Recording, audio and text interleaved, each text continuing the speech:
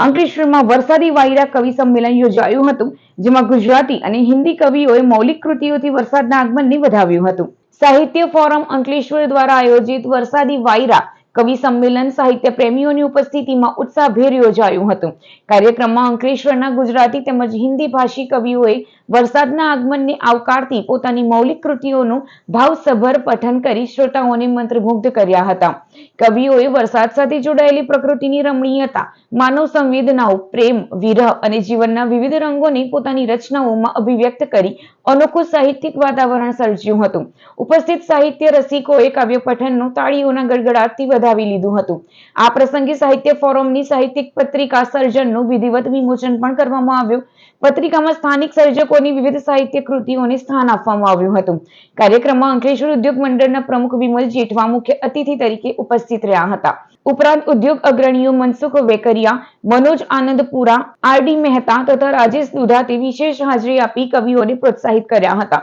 આ કવિ સંમેલનમાં અંકલેશ્વરના કવિઓ હેમાક્ષી શાહ, ઉર્મિલ પંડ્યા, ભાવના શાહ, રાજેન્દ્ર મહેરા, સંજય પાંડે, દિવાનંદ જાદવ, દક્ષા આહિર, મનીષા દુધાત, મધુ ગોંડ તેમજ પ્રકાશ લાડી રચનાઓ રજૂ કરી હતી. સમગ્ર કાર્યક્રમનું સંચાલન ભદ્રેશ પટેલે કર્યું. વરસાદી વાયરા કવિ સંમેલનને અંકલેશ્વરના સાહિત્યિક જીવનમાં એક યાદગાર પ્રકરણ ઉમેર્યું હોવાનું ઉપસ્થિતોએ જણાવ્યું હતું.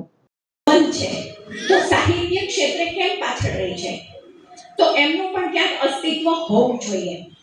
નો ડાઉટ આપણો ભરૂચ જિલ્લો એક સરસ મજાનું કામ, અત્યારે ભરૂચ જિલ્લામાંથી ને પણ ઘણા બધા મિત્રો આવ્યા છે, એમનું પણ હું દિલથી હાર્દિક સ્વાગત કરું છું. જતીનભાઈ, વેલકમ. નો ડાઉટ પણ અંકલેશ્વર શહેરનું પણ એક પોતાનું અસ્તિત્વ હોવું જોઈએ. એ આધારે અને ઘણા બધા કવિઓ, ઘણા બધા લેખકો એવા છે કે જે હજુ આપણી સમક્ષ રજૂ નથી થઈ શક્યા, તો એમને એક મોકળું મેદાન મળે. મદમસ મદિરાના તળસાટ જેવી તું, ભીની ઋતુના પહેલા વરસાદ જેવી તું, ભીની ઋતુના પહેલા વરસાદ જેવી તું.